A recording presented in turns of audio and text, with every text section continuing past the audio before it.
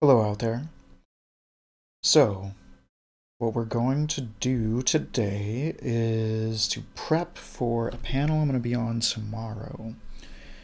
It's a Twitch and YouTube panel about ADHD, and I didn't get a whole lot of information, but I know that these people are kind of in the sphere where Destiny is, and also kind of Mr. Girl, and Mr. Girl brought up ADHD and interviewed someone about ADHD, a scientist. And so there's a lot of like controversy going on right now. And I'm assuming they're going to get into like the topic of like, is ADHD real? What is it? There's a lot of weird nuanced takes that could be made. So I'm going to kind of go into some of that today. And yeah. So before we get really started, I'm going to real quick grab let's see. Let's go with this one because we're going to trash it anyway. So I'm just going to drop the link to this stuff so people can join. Ugh. Okay. I'm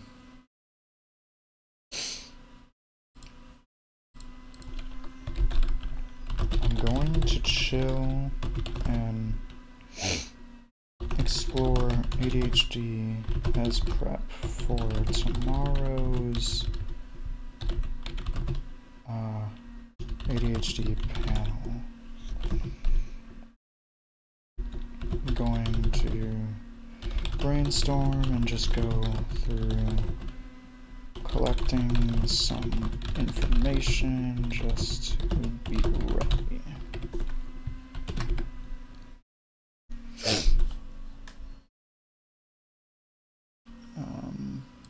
Let's get rid of okay. Remove okay. Join if you wanna chat or observe my, I guess, ramblings of ADHD. Okay.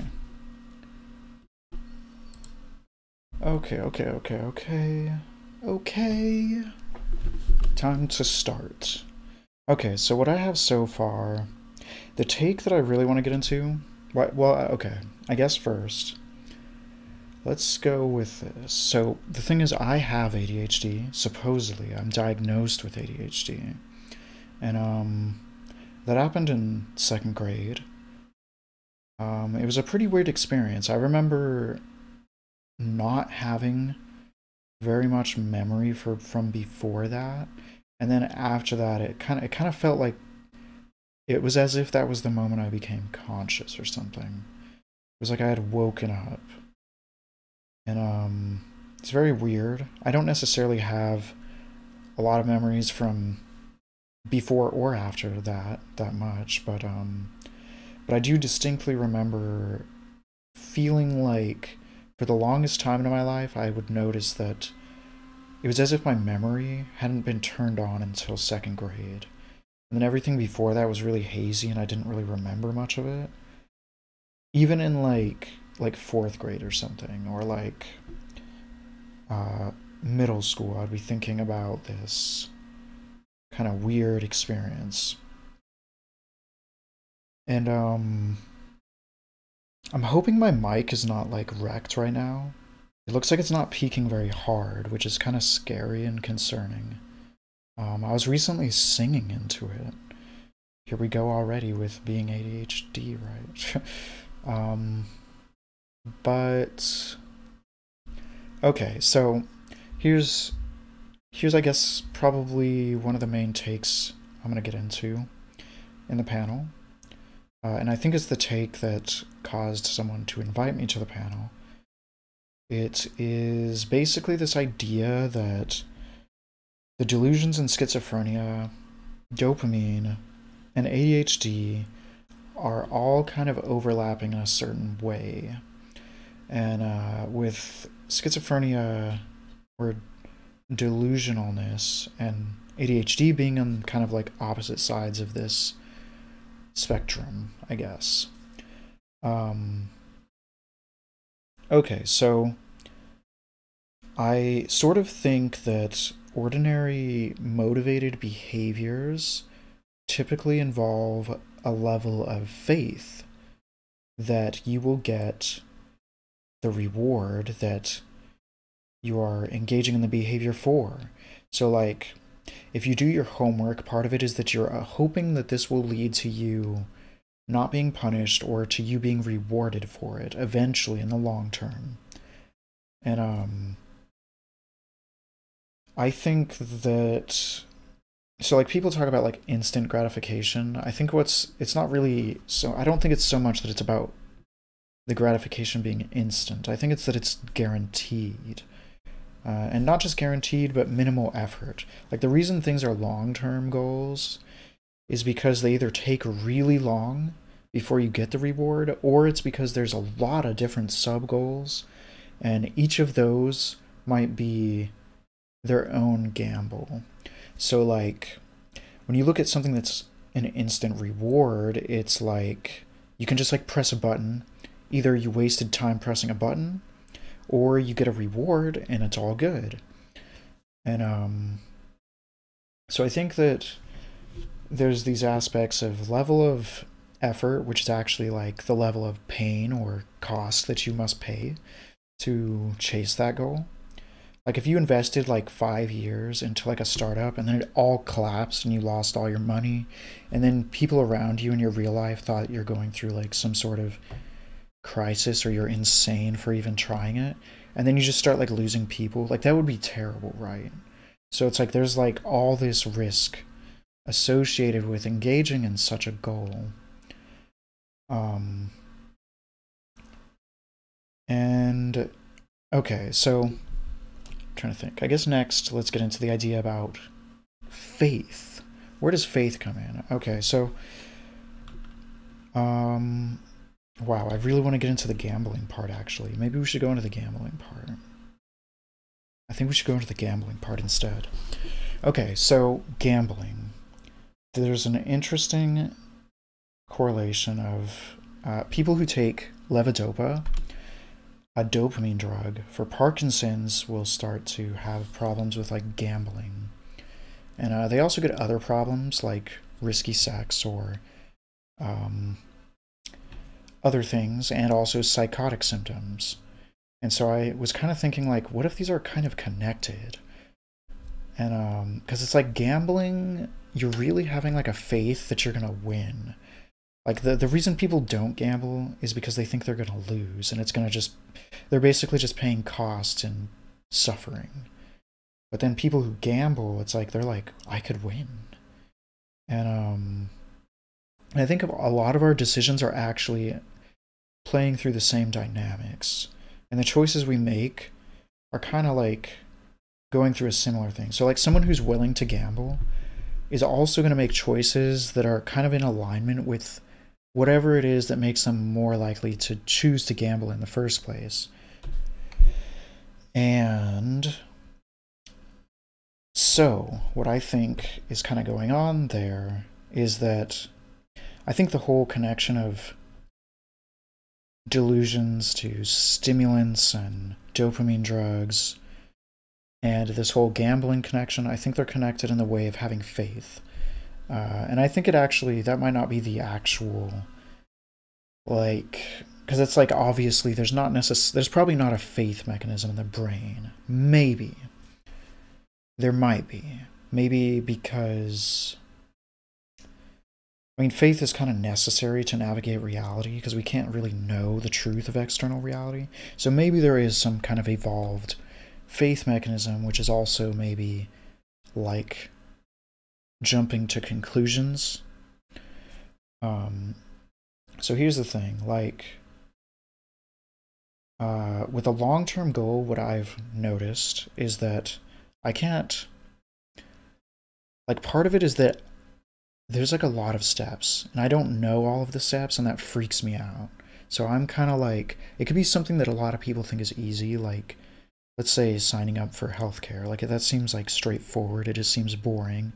But to me, it actually seems like confusing and mysterious, and uh, like it feels like, so whenever I engage with, like, I feel like it's like very high cost. Um, which it might seem like it's not, but it's like I'm gonna endure all this suffering, and if I don't get the reward from this, that's kind of fucked. Like, that would mean I just wasted like a bunch of my time in life that I could have been doing something that just guarantees me rewards, like video games or something, and then I've lost all of that, and now I've gone through this whole process of suffering, and maybe I won't actually get what I'm supposed to get from it.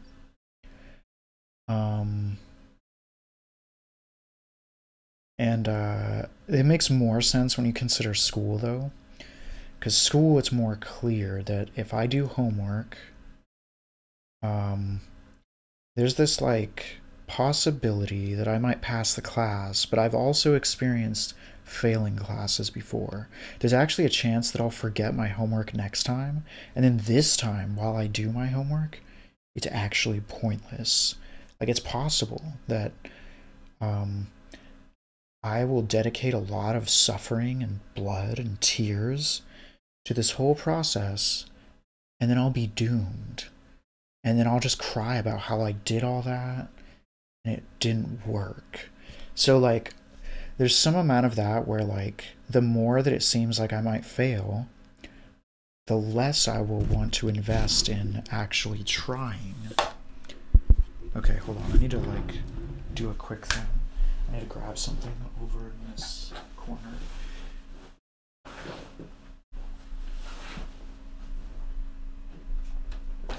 Okay, so we're back. Okay, so I'll be curious. I'm gonna be like going between ideas from the research and personal experience. And I'll be curious if you guys relate to it. Yeah. I'm gonna check, I'm gonna refresh some stuff over here. Okay. Holy shit.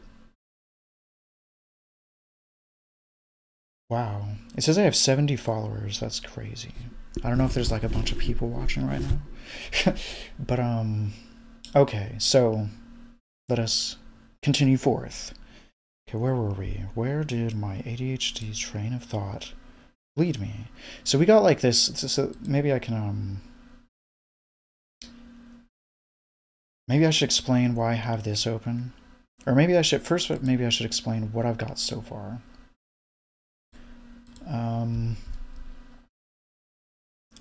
Okay, so I think there's sort of like a spectrum of, when you're making decisions, there's like a spectrum of how gambly your decision is. And like, so instant gratification stuff, I think, is at the very, very bottom of how gambly something is. Like, you're not really paying much of a cost because obviously there's barely any time to get that gratification. So it's like, it's not wasting your time. It's probably not a lot of pain because it's like instant. Like, if there's pain, it's like 5 seconds of pain or something. So it's way more like there's a willingness to pay that kind of cost. And then there's like, so like, I'm gonna make this more interesting. If we look at like this spectrum of faith, you might see like solipsism at the very low end of things. Like you don't even have enough faith that other people are really people. Like, they might be AIs or something. I don't know. They might be philosophical zombies or whatever, if you know that term. It's like a silly idea. But anyways, okay. My car, the next one would be like, my car will start today. That's kind of like probably it's going to start, but to be honest, my car didn't start last time. And now my car is destroyed, and it is partly because of my ADHD behavior, unfortunately. But, yeah, so then there's like, my car will start. A lot of people can have faith that their car will start, but obviously it's not guaranteed. There's a chance that it won't. but it's not like it's like that's so instant too. You just like put the key in and whatever. So like then there's something like doing homework, like I mentioned. That's like you have to pay a lot of cost, a lot of time, and then you're kind of taking this risk that you might still fail. You might forget things, you might lose track of things, and that would suck.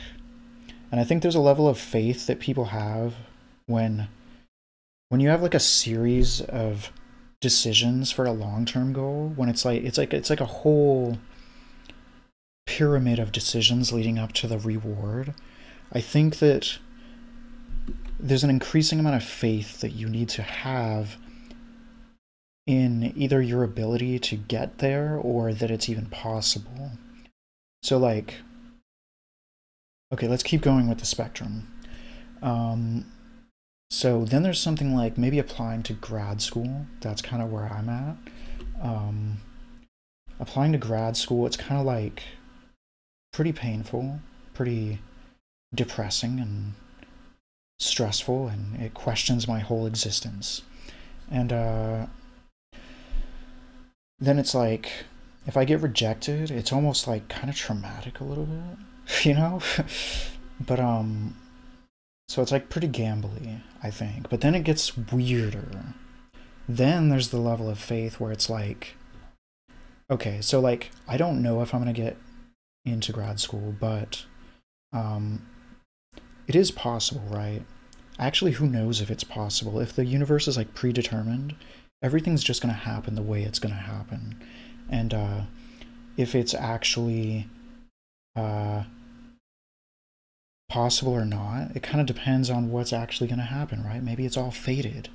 Maybe it's impossible, but I won't know until actually it happens. So I kind of have to rely on the faith of like, you know, I don't know where this is going, but I'm gonna just trust it. But then it gets to things like that seem more clearly weird. Like, what if I want to transfer my brain into the body of a dolphin? Like, how much faith do I need to have to do that? That's kind of crazy, right?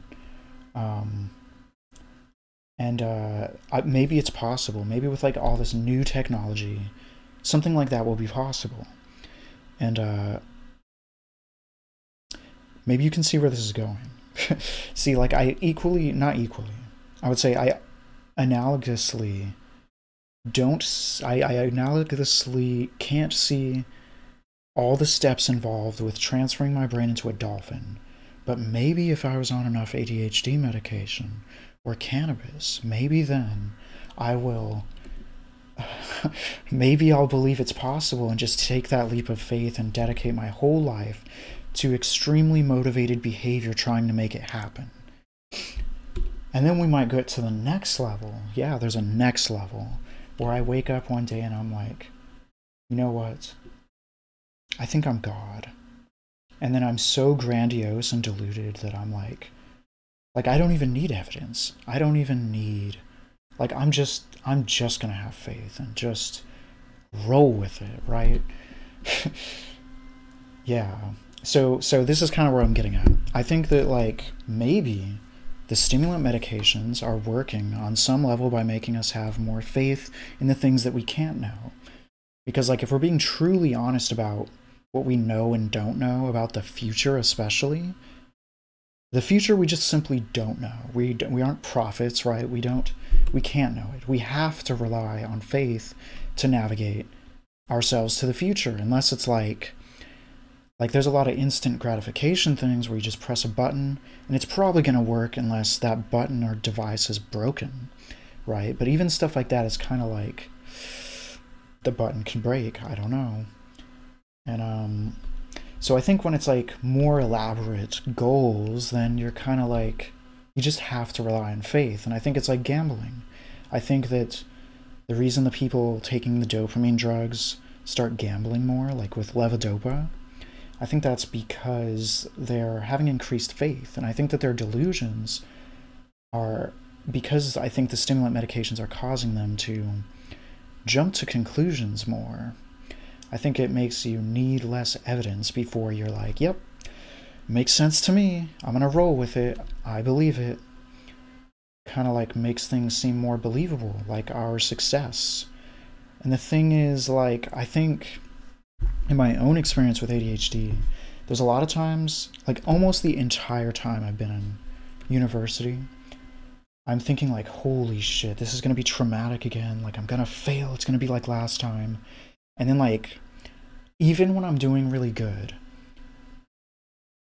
I'll reach like some event where it's like I don't know. I had an A in a class, and then like one day, the professor's like, "I hope you're ready for the exam on Tuesday," and I'm like, "What the fuck? How did this happen? Like, how did we get here?" Like, why? Why did I not hear that? What happened?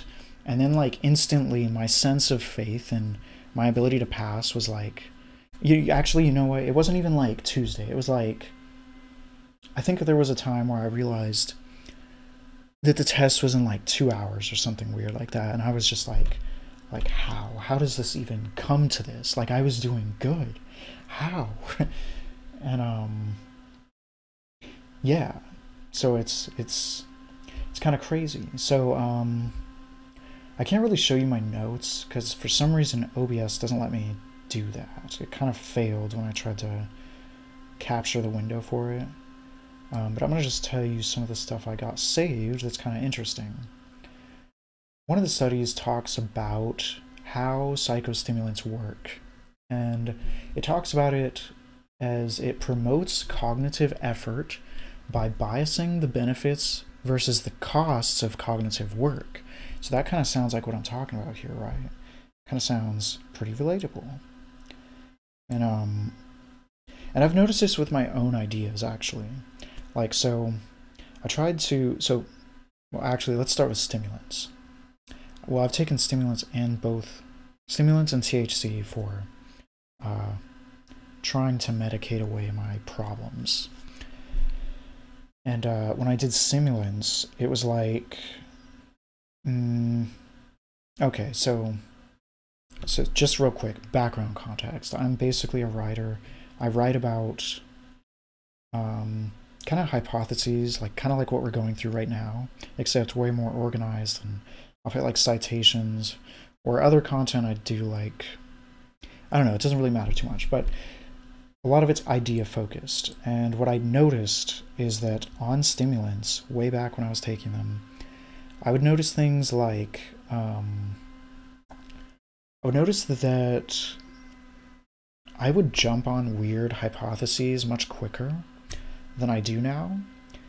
And I think I perceived this as like getting all these like ideas. Like, I would love the medication for giving me epiphanies. But at the same time, I was actually getting delusional sometimes. I would like accuse my friends of weird paranoid stuff, like stealing things, or that they were like the most extreme that I've ever had is I thought that one of my friends was like making a bunch of like social media accounts and like trying to like, I don't know, like talk to me through these people. It was the stupidest thing ever, okay? So like it's embarrassing even talking about it, but I don't know. So I would entertain more ideas and I would engage in more behaviors, and I would think a lot of things are more worth it. And I feel like that's kind of what it was doing to me.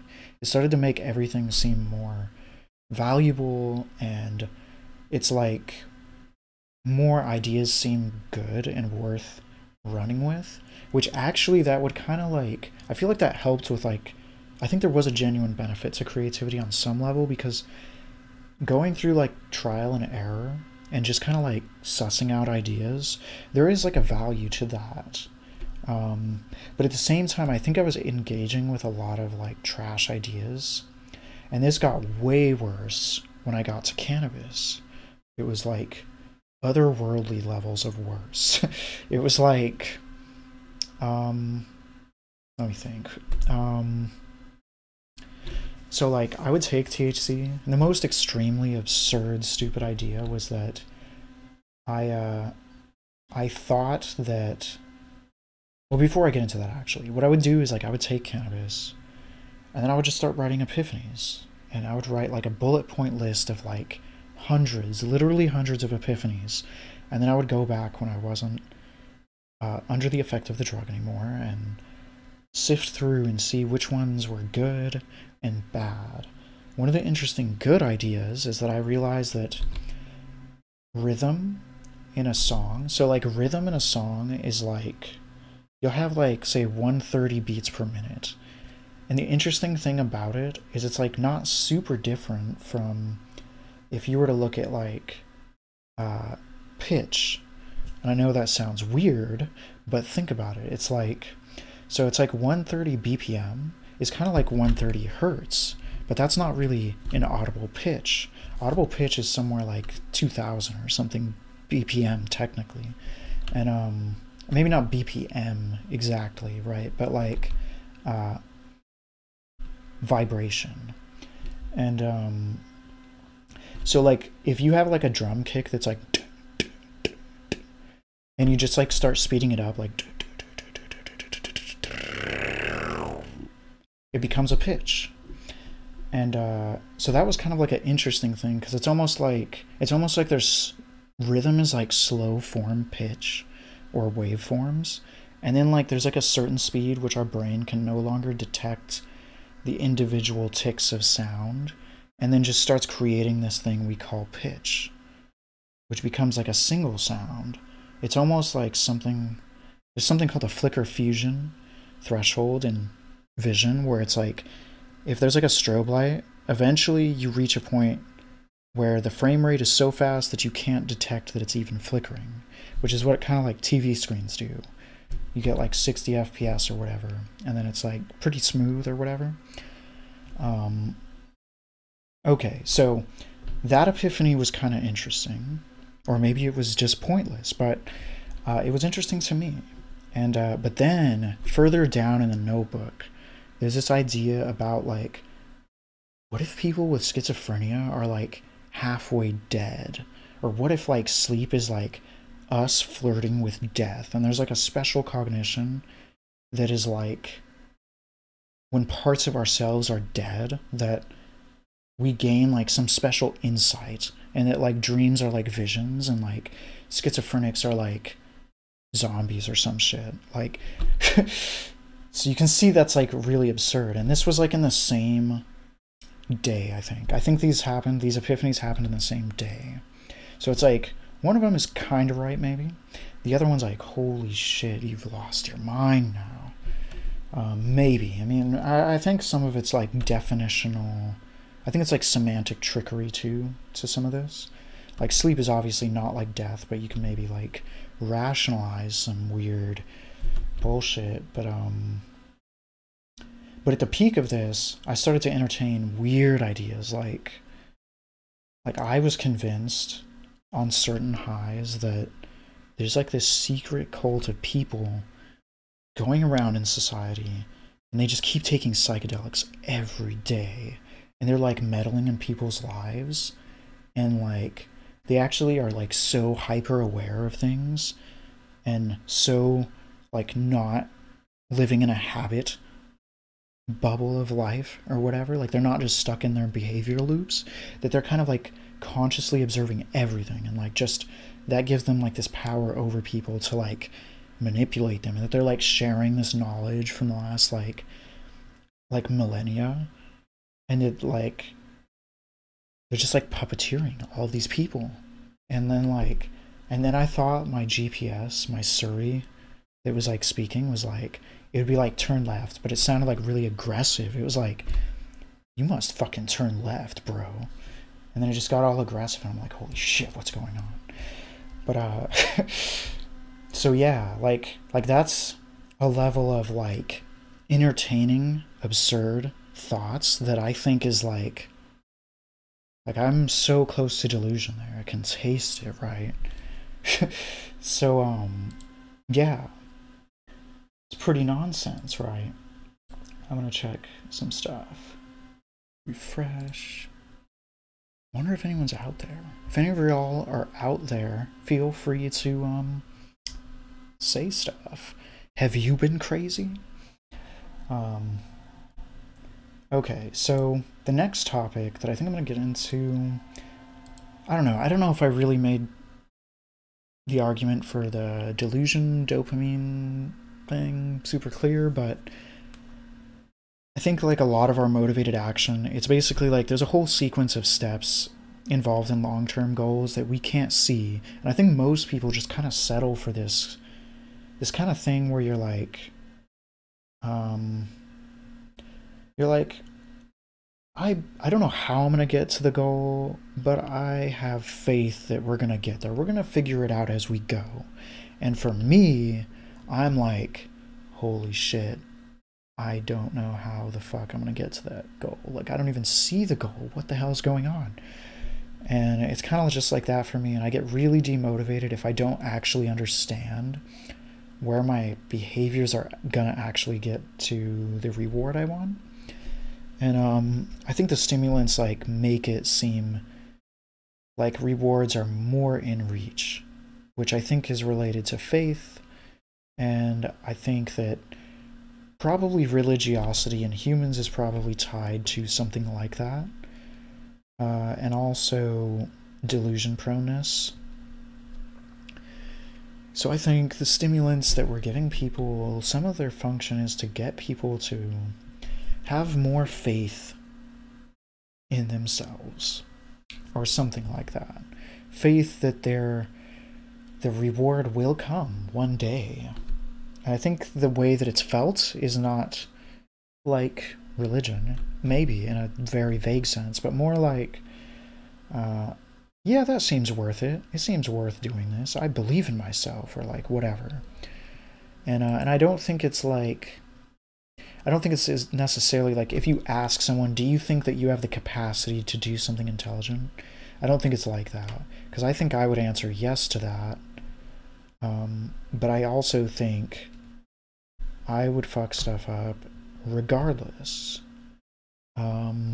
So yeah, I think it's a bit tricky. Okay, I'm gonna check what my other topics were. We got 32 minutes in.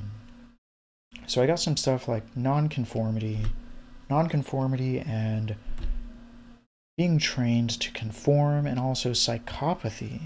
So this gets really weird. This one's like, I don't know if it's super weird, but there is like a correlation between having ADHD. There's a pipeline for people with ADHD to become psychopaths. And I think that, like, sometimes I sort of think of psychopathy as like evil ADHD, whereas like ADHD is like neutral ADHD, and then maybe there's like a good version. I don't know, but why would we name it? We are such negative creatures. Just look at the news, right? The news is like, holy shit, the world is ending. So yeah, everyone's just dying. That's the only thing that is real. But I think the most obvious, like, tangible connections are things like impulsivity and like maybe frontal lobe changes. And so, like, I sort of think that people with those frontal lobe changes, there's like a predisposition for them to go down a path that pits them against humanity or other people in their lives or people in general or something like that, where they stop having empathy for people and they just don't give a fuck. Like, I think some people are born with like empathy differences, but I also think that we already have differences in empathy with different people. The more similar people are to us, the more that we can relate and understand them, and the more that we'll have empathy. Like, empathy is really just understanding the people. So the more that they're like you, you'll understand because you understand yourself at least a little bit. Okay, so where do people not have empathy? Political differences, racism, bigotry, homophobia, etc. And so I think that people's empathy is already selective, like especially the closest people to them, they'll have more empathy for. The people most similar, they'll relate and resonate with and have empathy for. People who are more different, we're like demonizing them. And I think having frontal lobe problems is kind of like, that's like the first step to becoming different from people, but also it puts you in situations that other people who don't have that issue, they get mad at you. So like someone with ADHD, assuming that their parents are fairly normal, or reasonably normal, they probably would get punished for misbehavior more because they are misbehaving more. And I sort of have here's the hypothesis. There's been like hypotheses about people with psychopathy not learning from consequences as much. And I think that people with ADHD might be similar. But I think people with psychopathy might be people who also eventually, for whatever reason, do not like or empathize with regular people. And I think there's a lot of things we can get into there, which I've already gotten into in the past. But let's start with ADHD. So someone who's like impulsive, I think they'll make decisions faster. I actually think it's possible that most children start off as whatever ADHD is, but what if teaching children to stop being ADHD fails in the people with the actual ADHD? What if the difference isn't that they behave in those ways, but they don't stop behaving in those ways when they're punished for it? And at the extreme end of not becoming normal, you might have antisocial personality disorder or psychopathy. And so like everyone might have like this disorganized inattention problems when they're children, but then I think reality kind of trains us to pay attention, to either get rewards or to avoid punishment. But what if for some reason ADHD people respond differently to that? And as they respond differently, they become less trained. They don't respond to the consequences because they're less fazed by it or something. I don't think that's exactly it, though, because I think I've seen research talking about the way they react to incentives, but the difference might be on some level, like how well they're trained by it and not how well they're conditioned to like be trained or whatever. And so then the ADHD people might be people who are like stuck thinking like children do and not being put into the boxes that school and parents try to put us in. And I think there's advantages and disadvantages, and those are based on like how well our systems are working, which it's not really like, it's not like generalized. Like there's going to be good teachers, bad teachers, good parents, bad parents. And you know, like I think that, yeah, maybe that made sense. I'm kind of like trailing off now. My ADHD is sinking in. I'm getting bored. Okay. So the thing about conformity is I think people with ADHD probably conform less, and this is extremely true in my case, and I've written about that and made videos about it, weird artsy videos with music and pictures and videos or whatever, which I was actually going to upload to Twitch today. I didn't do it. I forgot to do it. Because I'm going to try to make some content for people to see if they see the panel and they'll come here. Yeah. Okay. Okay. So I haven't researched the non-conformity thing. Maybe we could just like quickly... ADHD... Let's see, non-conformity, non-compliance. I feel like, so ADHD is correlated to oppositional defiant disorder. I feel like that's like, it's literally like not conforming to your parents' disorder or not conforming to authority. Oh, look at this, psychopathic traits. Rebellious, holy shit, I love it. I think I read this one. I think I cited this one before. I'm just gonna search this. I'm not gonna read through it on camera. The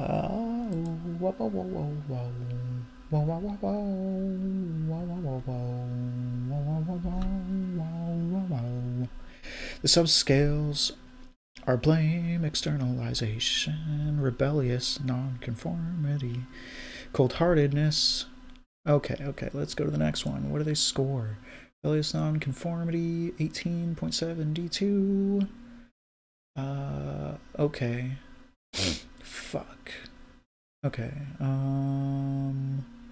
Differences between male and female participants. Higher score for rebellious nonconformity. Machiavellistic egocentricity. Like, this stuff is all very, like, oh my gosh. Okay. Healthy participants, they score, like, 10 over. Okay.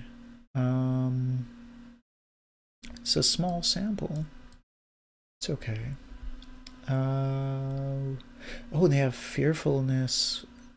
What, at 12 points above? No, this looks undifferent. I think that's the gendered thing. Yeah. Okay, so that would have been so interesting if they had fearlessness. That would have, like, tripped me out. That's kind of like a very probably psychopathic correlation. This isn't very different, actually. The most different might even be this, which is actually really cool. Gonna save this into my notes.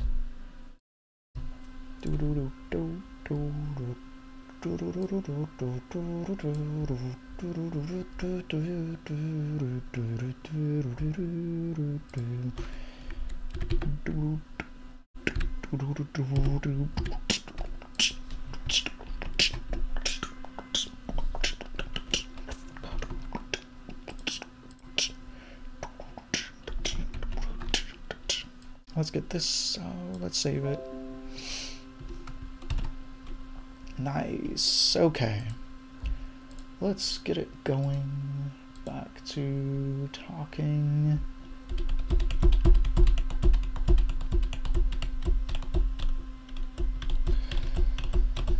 Okay.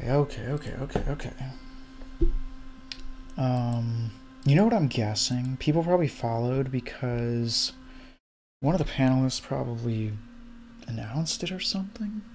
I don't know, or maybe because I brought up ADHD right now.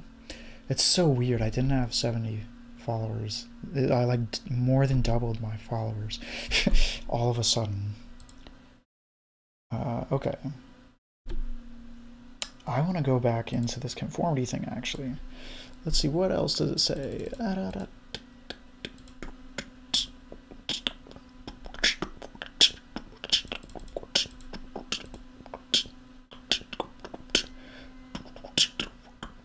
Carefree non-playfulness? What the hell is that? Carefree non-playfulness. Planfulness. Oh, that's so much boring. More boring. Actually, carefree non... Fine. I want to look at it. Non-planfulness. Damn it, I thought it said playfulness. That would have been... like, what does that even mean, carefree non-playfulness? That would have been so interesting. Non-planfulness is kind of like... man. Oh my gosh. I love that it seems like they are higher on non-conformity than they are different in carefree non-planfulness. Because people would think this is very ADHD. But then somehow this is more strong. I love it. Oh, egoism.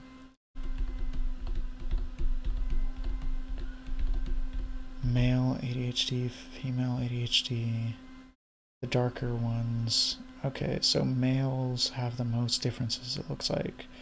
Which is weird. Someone actually brought up to me that conformity would be gendered, which is kind of interesting here. And they talked about that's why they would also not get diagnosed with certain things as much, because they're a higher pressure for female people to conform. Fearlessness is high in male ADHD, it looked like. What the fuck? Maybe, what the fuck?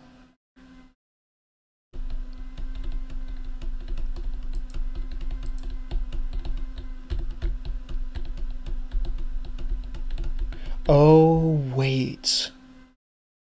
I see, because look, the female ADHD people are so afraid that it evens out. What the fuck? That's so weird. I thought I wasn't understanding the first chart, but now I realized that female ADHD people are just cowards. No, I'm just kidding. I'm just kidding. Wow. But what? Why? Why are they more afraid than normie females? What? What? Who are the female ADHD people? Who are they? What? This study is bullshit. I'm just kidding.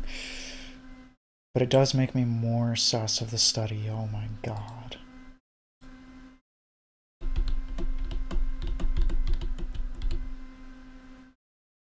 No. No. Okay, is there any more graphics that are interesting?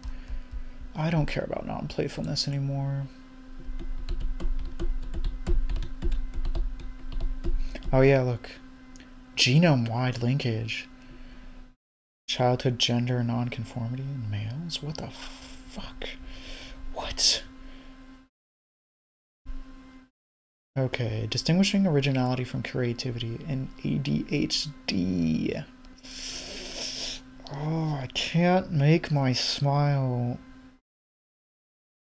symmetrical. Actually, the reverseness of the camera, it confuses me. And I try to correct when I see my face being asymmetrical. And then it gets worse because it's mirrored. I have to think from my face. I'll just do this. Okay, sorry. Yeah, I'm letting myself be more ADHD. Or maybe it's because I'm on stimulants. I actually don't take ADHD meds though. I'm taking coffee. Smartphones and ADHD management. I wonder if there's a genome-wide study about smartphone usage. How do you inherit smartphone reaction? I say that because purposely I want people to think about what it really means for something to be genetic. Okay, ADHD and schizophrenia phenomenology. I like this idea. Perception impairments. Yeah, I do think there's a relationship between the two. It's also really weird because a lot of schizophrenics use drugs and stimulants. A lot of them are addicted to a very high amount of nicotine. And I've talked about this before.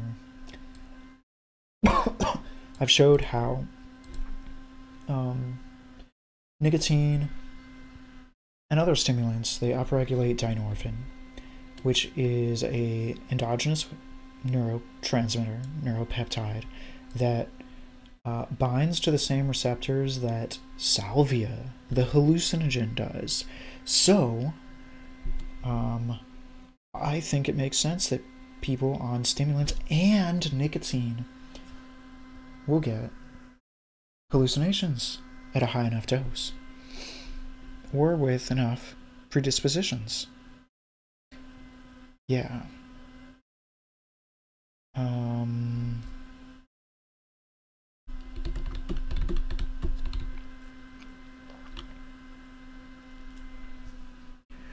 Okay. I think there's other... Oh, wait, this one... I don't know if this one's gonna be good. I want to see what it's talking about with nonconformity, though. Oh, no! I don't want to do this right now. Oh, maybe it's free. Hey. Whoops.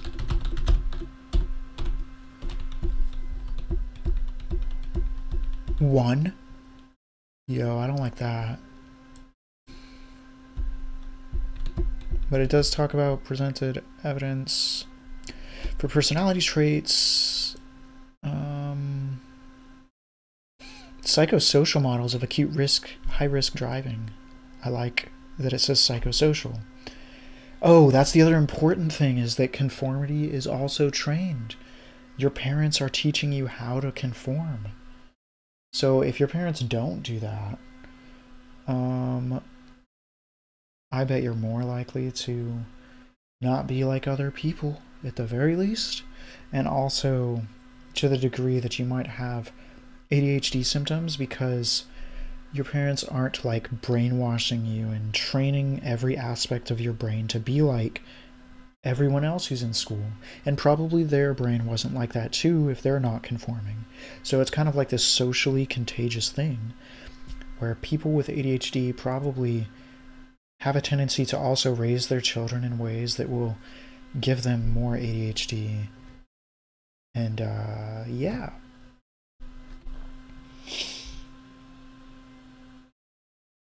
So, I'm almost done here actually because I am trailing off. I'll probably be uploading the other videos so I have like some nice, pretty, high quality videos on Twitch. Let me see, do I have any other things to bring up? So nonconformity, I was going to make an argument for psychopathy too. I've done that before. Part of it is that if you don't conform, other people don't empathize with you as much. Like the same way that if you're not in the same political party, or if you're racist and someone's a different race, or if you hate racist people, all of that stuff, I think nonconformity is literally like the tendency to not do the things that other people are policing each other to do. And that will predispose you to normalize like a way of interacting with other people where they don't empathize with you.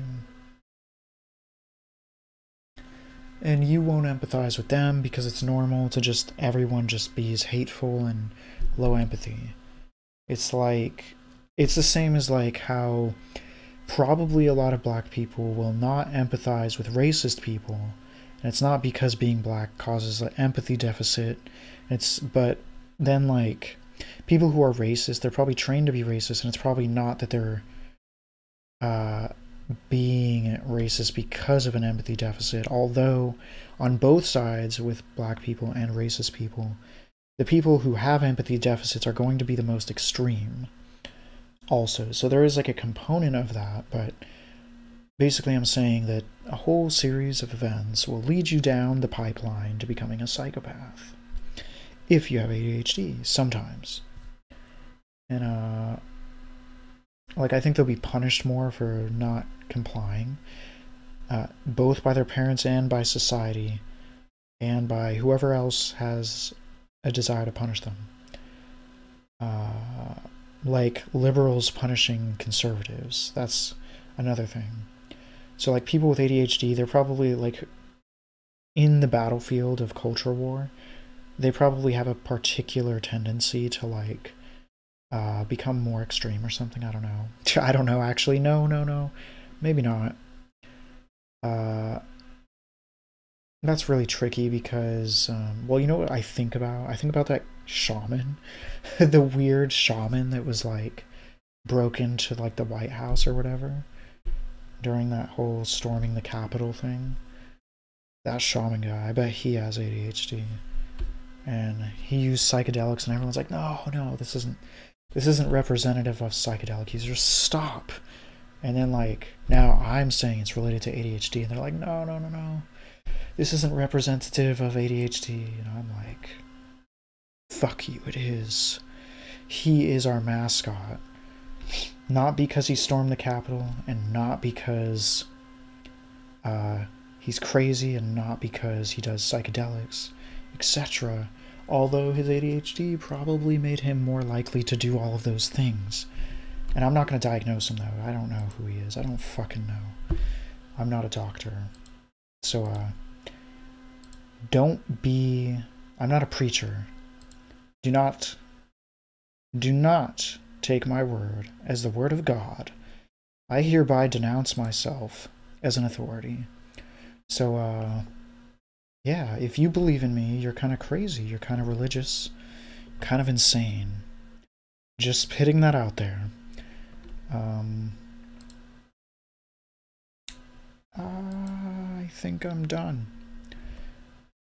I hope you found this interesting. I'm about to go upload some fun videos for there to be an interesting backlog of intellectual content for preparation of the stream. So, I hope y'all have a good day. Goodbye.